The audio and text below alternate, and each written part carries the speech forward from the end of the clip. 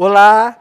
Agora, para falar sobre o processo criativo e os desafios de se escrever séries literárias de fantasia, com vocês, Escrevendo Fantasia, com Jéssica Sanz e Ronaldo Santana. Olá, sejam muito bem-vindos, eu sou Ronaldo Santana, animador e diretor de desenhos animados. Já no mercado editorial, atuo como ilustrador de livros infantis e juvenis.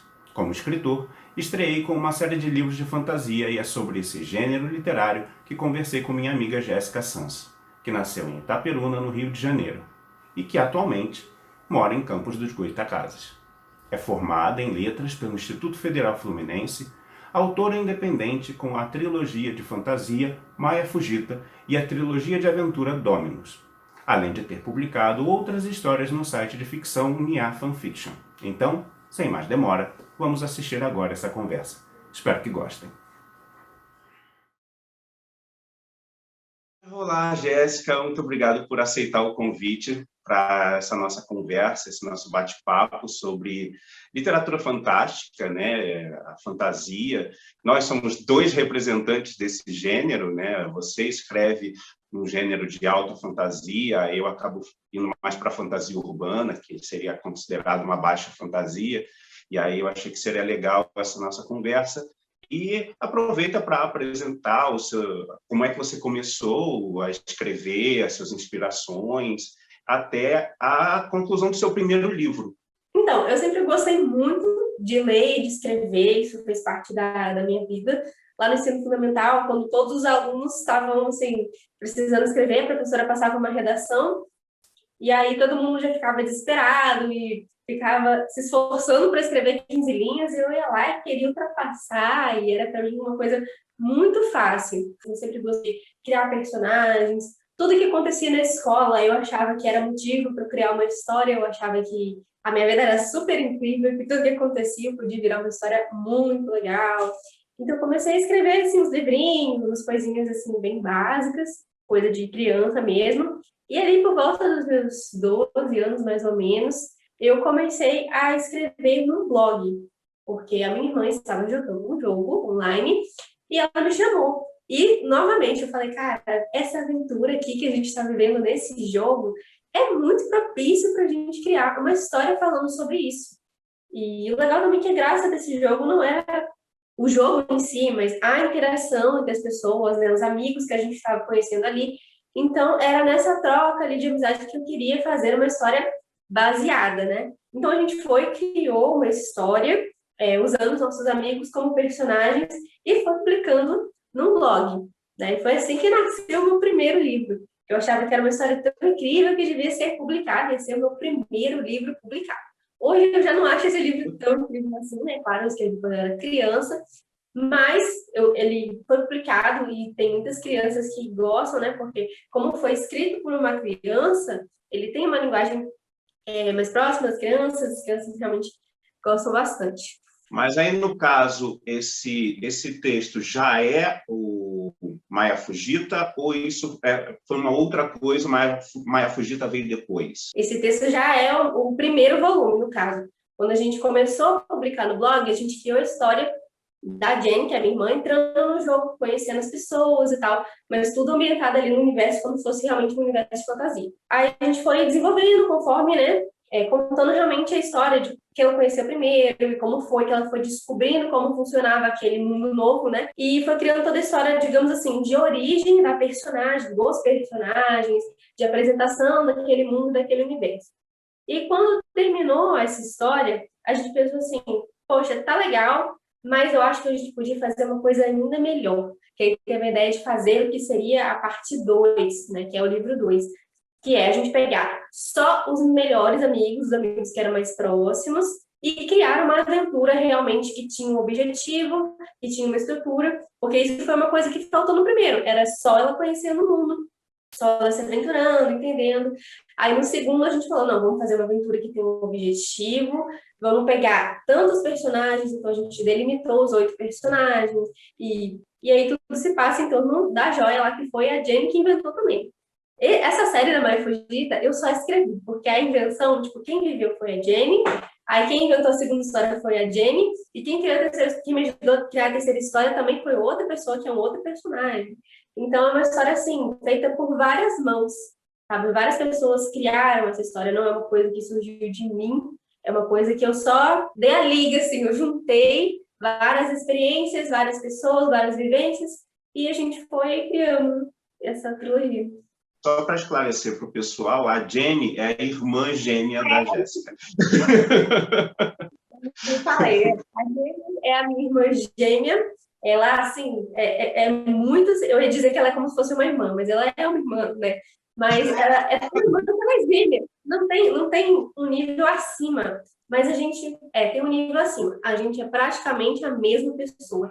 A gente se parece muito e, ao mesmo tempo, não se parece nada. É uma coisa completamente doida. Mas, por exemplo, ela não gosta de Instagram, YouTube, de aparecer, nada disso. Ela gosta de ficar na dela.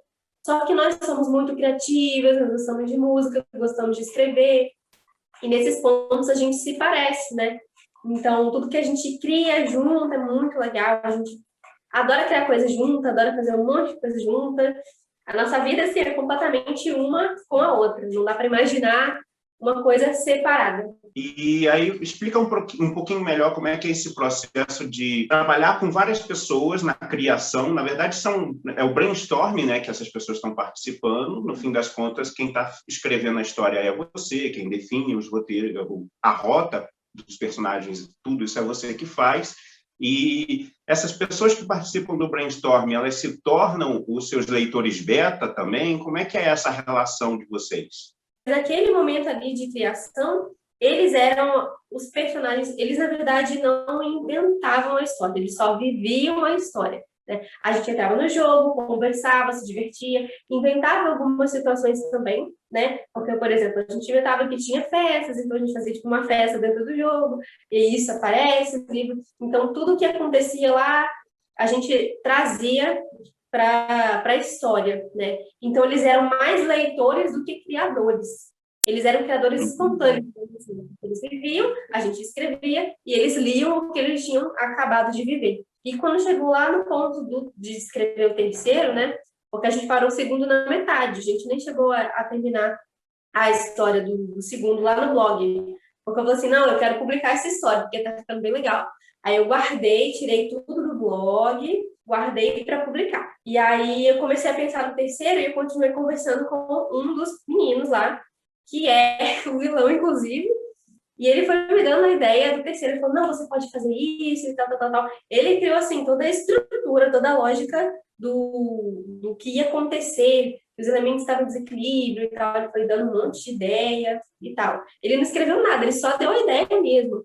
Mas ele teve uma outra visão que, tipo, eu não tinha esse tipo de ideia, eu não pensava em elementos e cetros, e sei lá. Foi realmente uma ideia muito nova, né?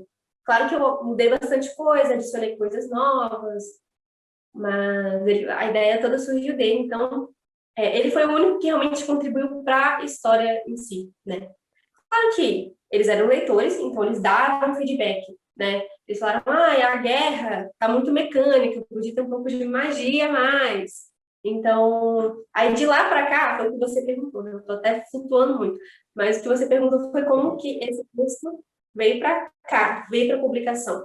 Não é exatamente o mesmo texto, claro que ele foi revisado, ele foi lapidado, tinha muita cena que não precisava estar ali, que a gente tirou, então foi todo um processo, uma transposição, teve algumas mudanças de nomes para se afastar um pouco do jogo também, como os nomes eram os nomes dos personagens, e eles já criaram os nomes baseados em outros personagens.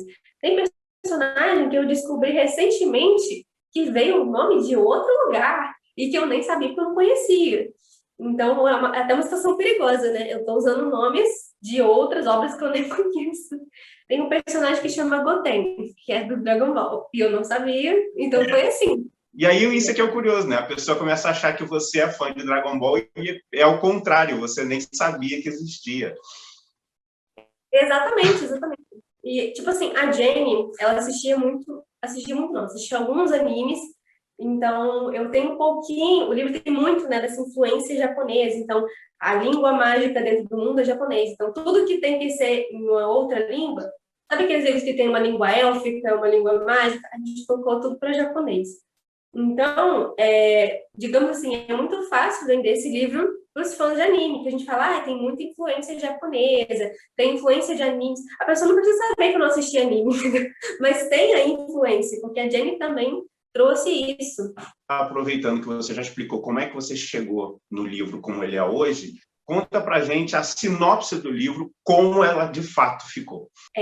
Como eu falei, né, a história é a Jenny chegando ali nesse universo novo, né? Então é a Maya, que é a personagem dela, ela chega no mundo novo, que é um mundo mágico chamado Mirai, e ela vai achando que tudo ali vai ser lindo, vai ser perfeito, porque tem magia, então a magia vai resolver todos os problemas, não vai ter nada de ruim nesse mundo, né? E aí, só que, como ela vai se aventurando, vai conhecendo esse mundo, ela percebe que não é bem assim, e que existem, sim, alguns problemas, e que nem tudo são flores, né? Que a magia não pode resolver todos os problemas. E aí, além disso, a magia também pode ser usada por pessoas mal intencionadas. Então, ela descobre que existe maldade nas pessoas e que a magia também pode ser um pouco perigosa, né? E começam a acontecer algumas coisas muito estranhas, inesperadas ali ao redor dela, coisas que não deveriam acontecer no mundo mágico. E ela vai atrás disso, né, junto com os amigos dela, e assim, vai acontecendo desgraça, desgraça, a situação vai se complicando, e esse mundo que era tão perfeito para ela, não é mais tão perfeito, ela já não acha tão legal. Só que ela ganha a chance de descobrir por que isso tudo está acontecendo. Ela percebe que não é uma coisa natural, que esse mundo não deveria ser tão ruim assim. Quando ela ganha a chance, ela vai atrás e descobre que vai ter um grande ataque em menos de 12 horas, e que esse ataque pode destruir completamente o reino dela. Então, ela vai ter que se virar nessas 12 horas para impedir que o reino dela seja destruído. Aí, essa é a origem da Maia, que é contada no primeiro livro, que é esse aqui. Esse é o primeiro. Então, ele é um livro mais de apresentação, de origem dos personagens, né? E de como que eles eram camponeses, crianças, pessoas que viviam ali normalmente, e se tornaram guerreiros, e pessoas que gostam de uma aventura e que têm alguma experiência em batalha. E aí o segundo e o terceiro, eles vão mais para missões, que são bem estruturadas, que têm um objetivo, e que mostram eles agindo nessa vida de guerreiros, de aventureiros. Aproveita e conta pra gente quais são as coisas que te influenciam e por que escrever, então, uma história de fantasia, já que estava ligada a esse jogo. Explica um pouquinho. Nesse primeiro livro foi um processo muito natural, e a referência veio mais desse jogo, que era um jogo de magia, então por isso que é história de magia. Os bonequinhos andam pela cidade, eles se conhecem, dá para fazer amiguinhos, cada um tem sua casa, aí tem as plantações, aí você vende coisas lá para ganhar dinheiro. Então, assim, é um joguinho bem tranquilo, bem simples, a mecânica dele não é nada complexa. Tem outras coisas que dá para explorar, mas ele é bem básico mesmo. A gente não teve limitação, porque como o jogo era básico, a gente só tinha que expandir esse universo. Ao contrário, por exemplo, de um livro em que eu estou fazendo agora, por exemplo, o Dominus, ele já é no mundo real, então eu já tenho que fazer pesquisa, porque o nosso mundo tem regras, então eu tenho que seguir essas regras. E isso prende um pouco, né? Você tem que adequar ali a sua escrita, a sua criação de universo ao universo que você já tem. Então, são duas coisas completamente diferentes, né? Por isso que eu acho que foi bem interessante começar com um mundo que não é o nosso, né? Poder realmente cuidar de cada detalhe e as regras, os limites, quem impõe sou eu mesmo. Então, mas teve, como eu disse, essa influência dos animes, influência de outras coisas que a gente assistia, influência de coisas que eu vivia na vida real, aí eu colocava isso. Teve um dia que lá em casa, do nada apareceu um monte de cupim voando e fazendo uma... Do nada, tipo assim, nunca teve cupim na casa, do nada veio uma nuvem de cupim e tal. Aí ficamos eu e minha mãe, tipo, lutando contra aquele monte de bicho e tentando matar aquele monte de bicho que apareceu do nada. Eu falei, vou colocar isso no livro. Aí, claro que no livro são insetinhos um pouco mais perigosos, né? Eles têm ferrões, e daí teve toda uma cena inspirada nisso que eu vivi. E aí tem cenas de filmes que a gente se inspira, obviamente, né? Filmes, tipo, naquela época eu já estava assistindo coisas tipo Percy Jackson, Jogos Vorazes, então tem algumas coisas ali. Aí personagens do ensino médio, por exemplo. Eu fui pro ensino médio, então aí já peguei alguns amigos meus e coloquei na história. É toda uma situação, assim, tipo, é uma mistura de influências, de referências, né? Tanto da vida real, né? Como de coisas que a gente assiste, de coisas que a gente consome. Mas como é que está sendo isso para você? Tá trabalhando com essa fantasia urbana em contraste com uma fantasia onde você literalmente constrói todas as regras. Como é que está sendo isso? Está sendo muito difícil, está sendo bem mais difícil do que eu imaginei. Porque quando a gente trabalha com esse mundo, a gente tem que trabalhar muito com pesquisa, né? Eu estou pautando muito nas mitologias brasileiras, no que a gente já tem aqui, não só nas brasileiras, mas como tem histórias espalhadas, a Dominus tem histórias espalhadas em todos os continentes. Então, aí eu tenho que pesquisar a mitologia de cada continente, lendas em várias versões, e a mitologia do Tupi-Guarani, tipo, os índios têm várias tribos, então são várias culturas diferentes, e a gente vai criando algumas regras também, principalmente sobre o funcionamento da magia, né? Porque já que a gente tem a regra de Mirai, como que essa regra se aplica aqui? Porque até então a gente falou na Maia que a Terra não tem magia. Então, como que a gente chega agora em Dominus falando que o mundo tem magia?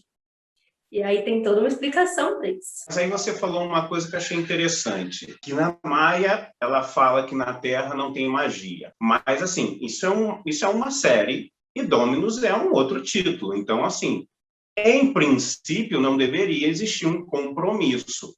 Por que você está criando esse compromisso? Essas histórias, elas se comunicam de alguma forma? Como é que é isso? Sim, essas histórias se comunicam de alguma forma, né? No início, na verdade, eu falei, vai ter magia, então não pode, né, ter uma relação ali com o Maia. Mas e se tivesse, né? Então aí a gente começou a criar, porque precisa ter, porque a Maia, ela tem, apesar de se passar em outro mundo, ela tem uma relação com a Terra também. Eu fiquei pensando e pensando em como que isso poderia se conectar, e eu consegui criar as conexões, consegui criar explicações. Então, essas duas histórias se passam no mesmo universo. E a minha ideia é que todas as minhas histórias se passem no mesmo universo. Nem tudo precisa se conectar, nem tudo precisa coexistir ali e tal, mas nesse primeiro momento, todas as histórias que eu estou criando por agora vão se encontrar em algum momento. Não está nem tão longe, na verdade. É uma série que eu já estou escrevendo, que é uma série que vai tratar desse crossover. Então, a gente vai ter os livros coexistindo, os personagens coexistindo, e tudo girando em torno de uma coisa só. Não só essas duas, mas também o terceiro livro que está vindo aí, provavelmente vai ser lançado nesse ano também. E vão ser essas três histórias principais, três histórias completamente nada a ver uma com a outra. Se você olhar as três histórias separadas, você fala assim, não tem nem o mesmo público, não tem nem o mesmo nada, não tem nada a ver, mas vão se encontrar. As três protagonistas vão se encontrar, e a gente vai fazer um crossover, assim, uma coisa meio Vingadores mesmo, né? Não tem como mentir, né? A principal referência é Marvel, é Vingadores e essa junção maluca que eles fizeram e que eu achei sensacional. E por que não fazer, né? Eu tô aqui justamente fazendo o que eles fizeram, criando um universo com várias personagens, várias obras diferentes e que podem se juntar.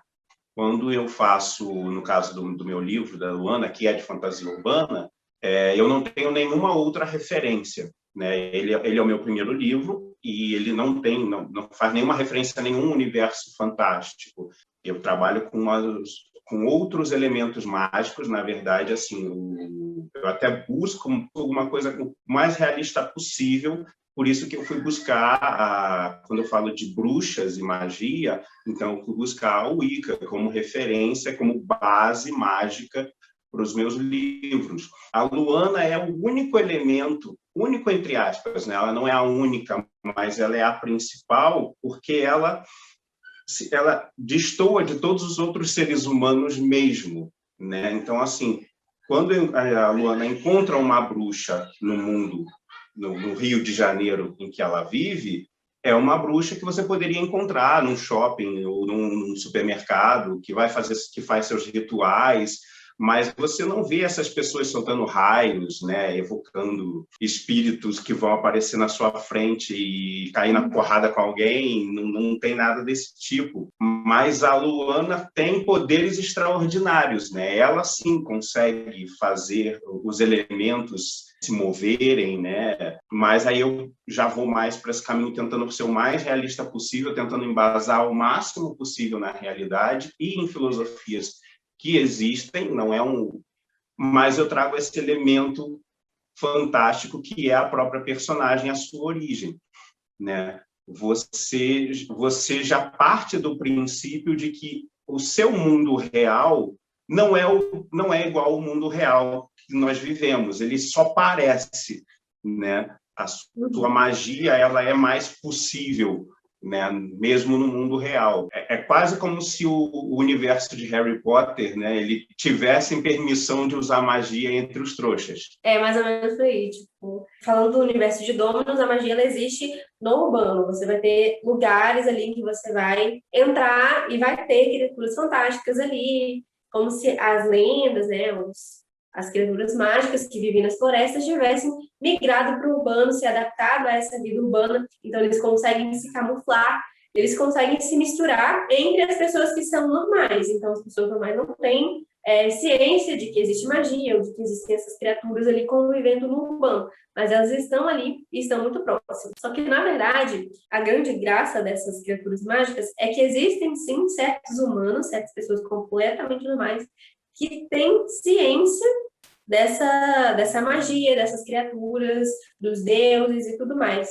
As pessoas mais poderosas do mundo são aquelas que são buscadas pelos deuses para fazer algum acordo, para fazer uma apresentação. Na verdade, eu queria ter usado muito mais, né? Eu acabei focando muito nos herdeiros, nos humanos, na tecnologia, na parte mais urbana. E aí, a parte das criaturas, dos deuses, da magia, toda essa parte mais fantástica do universo acabou ficando um pouco de lado, porque é mais uma coisa relacionada ao poder, à influência ali, porque a Dominus, na verdade, é uma hierarquia das 10 empresas mais ricas e poderosas do Brasil, e suas respectivas famílias. Então, tem o líder da empresa e cada um deles tem os filhos. É quase aquela briga adolescente na escola, só que num cenário macro. Então, tem essa disputa por poder, quem é mais influente, quem tem mais status, quem está sendo melhor representado frente a esse universo, né? Porque eles aparecem muito, eles são muito famosos dentro dessa alta sociedade, que são os mais importantes da alta sociedade. Então, tudo é mais focado nisso, nas relações de poder, na relação de tecnologia, nas missões que eles pegam para aparecer mais, né? As missões, elas têm essa função, tipo, eu tenho essa missão aqui, porque quando eu fizer ela, eu vou ser notícia, eu vou me tornar mais influente, eu vou mostrar que eu posso, que eu tenho poderes, que eu tenho habilidades e não sei o quê. Então, ficou de lado essa questão das criaturas, elas estão ali mais para complementar o universo. Então, em uma história futura, eu vou explorar mais esse mesmo universo, com esses personagens que ficaram de lado. São personagens que eu criei para ser ali super complementares, mas eles foram um pouco esquecidos por mim. Então, eu pretendo dar mais voz, mais espaço a esses personagens, e como eles são criaturas, eles vão explorar todo esse universo que está por trás. As criaturas, a magia, os deuses, as lendas que eu acabei não contemplando, então, tudo isso vai entrar. E eu vou ter tempo também de fazer uma pesquisa mais aprofundada, de comprar um livro, né? Porque pesquisar só pela internet é muito mais difícil, muito complicado. Mas o que me tranquiliza também é que tudo é uma questão de adaptação, né? A gente está falando de ficção, então, digamos, por exemplo, como foi com Cidade Invisível. Eles fizeram a versão deles, dos mitos, trazendo para o urbano. É muito parecido com Dominus, inclusive, fiquei chocada. Eu estou até com um pouco de medo das pessoas acharem que eu me inspirei em Cidade Invisível. Mas não, eu tenho essa história totalmente de zero, assim, zero, né? Foi muito legal porque a forma como eles fizeram é completamente diferente da forma que eu fiz. Justamente porque é a leitura deles e a minha leitura, então como a gente encarou, como a gente transpôs essa cultura antiga para o urbano e para o presente. Entendi. Eu achei interessante duas coisas que você falou. Uma foi essa questão a sua pesquisa, você não consegue abarcar tudo aquilo que você gostaria de falar dentro do seu livro, mas isso me fez lembrar uma outra coisa que eu queria falar. Você conhece um desenho dos anos 80 chamado Cavaleiros do Zodíaco? Já ouvi falar bastante. Tá. Cavaleiro do Zodíaco, ele é um desenho animado shonen padrão, ou seja, é voltado para o público meninos na faixa dos 12 anos. Ali, basicamente, são personagens que usam armaduras de constelações e signos. Então, você tem o Cavaleiro de Pégaso, você tem o Cavaleiro de Dragão, você tem o Cavaleiro de Áries, Touro, Gêmeos, que são as 12 casas do Zodíaco, né? Então, assim, em princípio, é um desenho animado para colocar pessoas lutando, soltando poderes incríveis e tudo mais. E é isso que é o grande plot, é o que é o chamariz, é o que chama a atenção de todo mundo, a relação dos personagens entre eles, a motivação deles e tudo mais. Só que eu fui ver que, assim, mesmo para você fazer um desenho animado, que originalmente foi um mangá, né, de luta, eles, pelo menos os japoneses, eles usam muito da cultura deles em pequenos elementos. O que eu quero dizer? Porque quando eu estava lendo um livro chamado A Voz do Silêncio, que é um livro muito conhecido entre o pessoal ocultista, que é da Helena Blavatsky, ela é russa, mas ela fez uma pesquisa, ela foi para o Tibete durante um período da vida dela, então ela estudou entre os monges tibetanos e tudo mais, e ela trouxe muito do conhecimento desse povo, que não existia literatura escrita, não existia literatura, né? Tudo era passado oralmente. Ela é uma das pessoas que trouxe esse conhecimento para o Ocidente, né? E aí alguns conceitos que eu li nesse livro estão dentro de Cavaleiro do Zodíaco, espalhados assim, bem diluídos, tipo a questão para quem conhece, existe a questão do sétimo sentido, né, que tem os nossos 5 sentidos, né, o olfato, paladar, tato, né, e você tem o sexto sentido, que seria a intuição.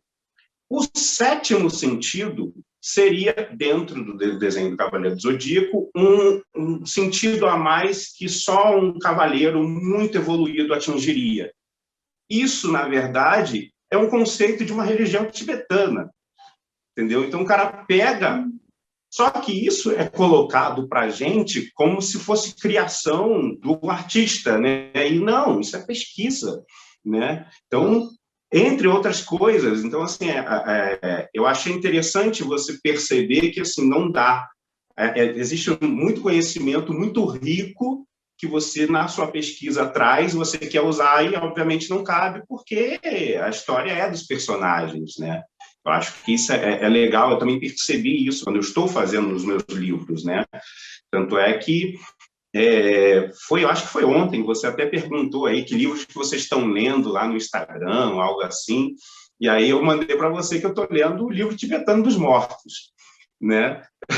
E assim, eu estou lendo ele porque é pesquisa para os próximos livros de Luana, porque volta essa questão que a gente estava falando. Quando a gente está trabalhando com uma fantasia urbana, em que a gente está querendo trabalhar com divindades e essa cultura, a gente precisa dessa pesquisa e ela te inspira, te alimenta e, obviamente, você vai ter as suas liberdades poéticas, você não precisa, né? Você não está fazendo um trabalho de faculdade, que você tem que ser fiel, mas você usa esse material como referência para trabalhar dentro da sua história. Eu comecei trabalhando o meu livro de bruxaria, então eu comecei falando de Wicca, mas eu não quero ficar restrito à Wicca.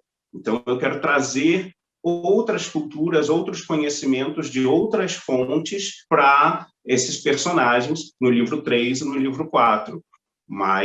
E aí a gente tem que fazer essa pesquisa e, obviamente, não vai caber muita coisa lá. Mas eu acho, o que eu quero dizer é que, assim, esse pouquinho de pesquisa que aparece dentro da tua história, isso enriquece a sua obra de uma forma, pode até criar curiosidade nelas para elas também irem atrás e pesquisar essas coisas. Tem uma outra coisa que agora está me escapando.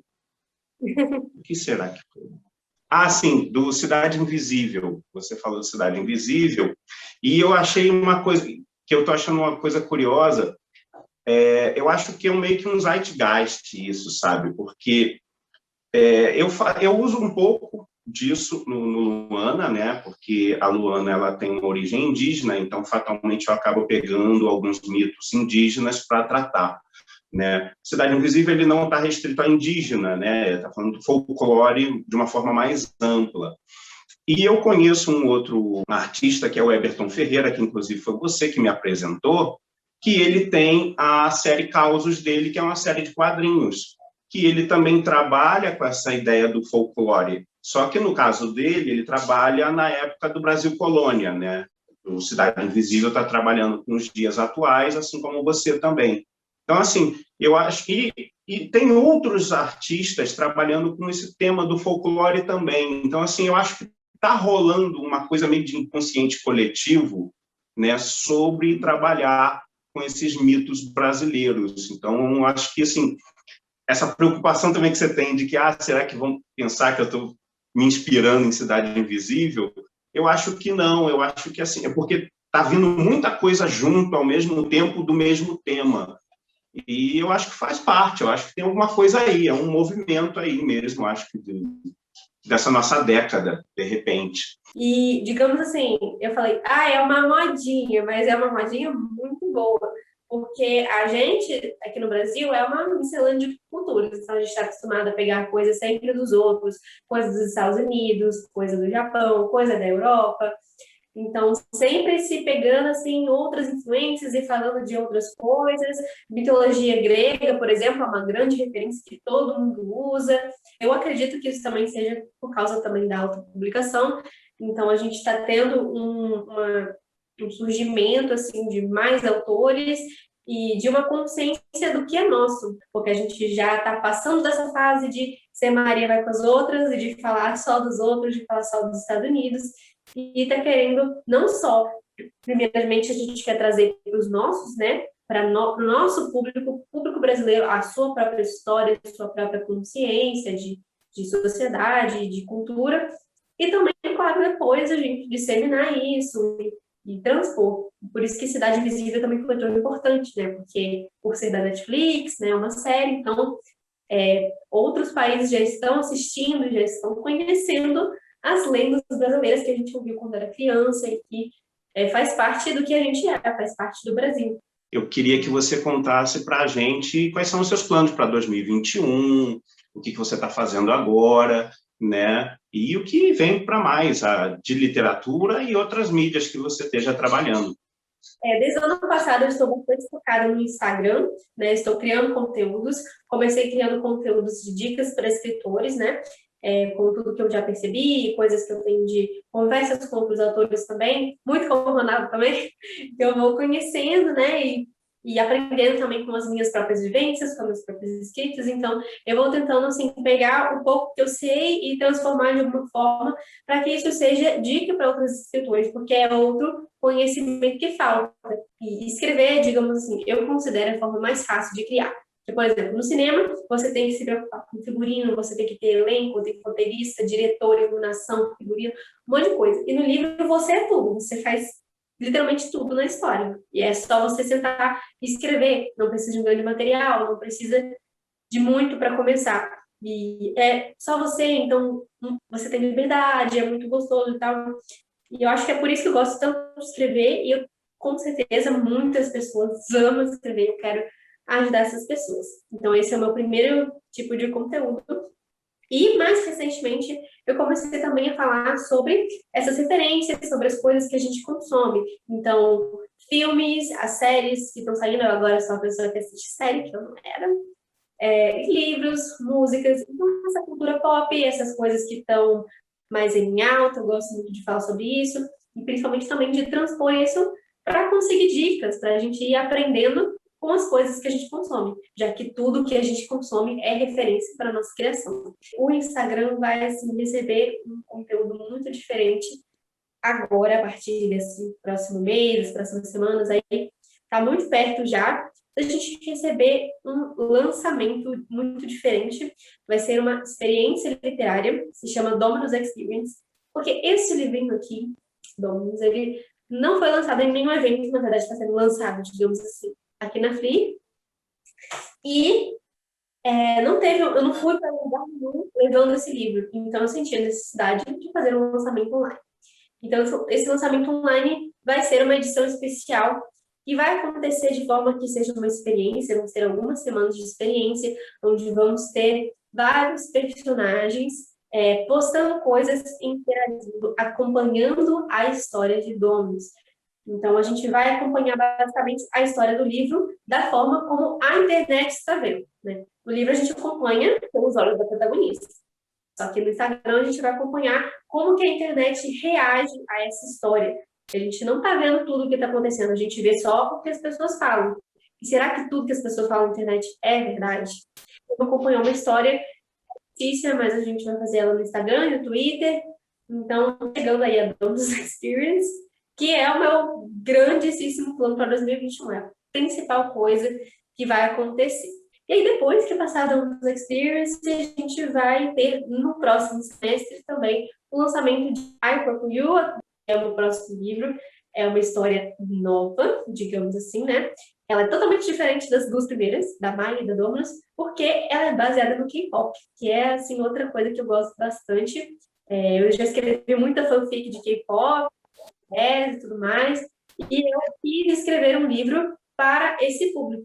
Que me dava agonia, eu lá nas feiras encontrava uma pessoa que gostava muito de K-pop, a primeira coisa que ela pergunta é o quê? Tem livro do BTS? E eu ficava assim, não tem, não tem livro de BTS, não tem livro de K-pop. No livro, ambientada no K-pop, então a gente vai acompanhar grupos de K-pop, a gente vai entender como funciona o K-pop, o universo do entretenimento coreano, e, claro, misturar com ação, magia, mistério e umas coisinhas assim para dar um mas também muito focada no romance, não é mais focada no universo do trabalho, tem romance e tem um pouquinho de aventura ali pra gente, que é um pouco tenso de vez em quando. E aí esse vai ser o I For You, o terceiro livro, e aí sim esses 3 livros vão formar aquele crossover que eu tinha mencionado. Mas a For You já vai sair esse ano. Fenomenal, meu amor, fenomenal. Muita coisa legal, pô, vai ser demais. Então é isso, Jéssica. Quero agradecer você pelo seu tempo, por estar aqui dividindo com a gente a sua experiência. Obrigado demais. Nossa, eu amei, achei que passou um pouco rápido até. Muito obrigada pelo convite, Ronaldo. Eu gostei muito de estar aqui, foi um papo muito legal. Falar sobre o que a gente cria sempre é muito bom, né? Dividir com as pessoas, até porque, né, todo mundo está acompanhando, está vendo, lançou um livro, lançou outro, mas todo mundo sabe, né? Como que foi fazer esse livro, sobre o que ele fala. Então, ter esse papo de vez em quando para a gente explicar o que está acontecendo, o nosso processo, é muito legal. Então, foi um convite muito feliz e estar aqui me deixou muito feliz. Gostei muito, espero que vocês também tenham gostado e que continuem acompanhando, né? Eu e o Ronaldo, a gente está sempre aí, sempre trazendo coisas novas. E é isso.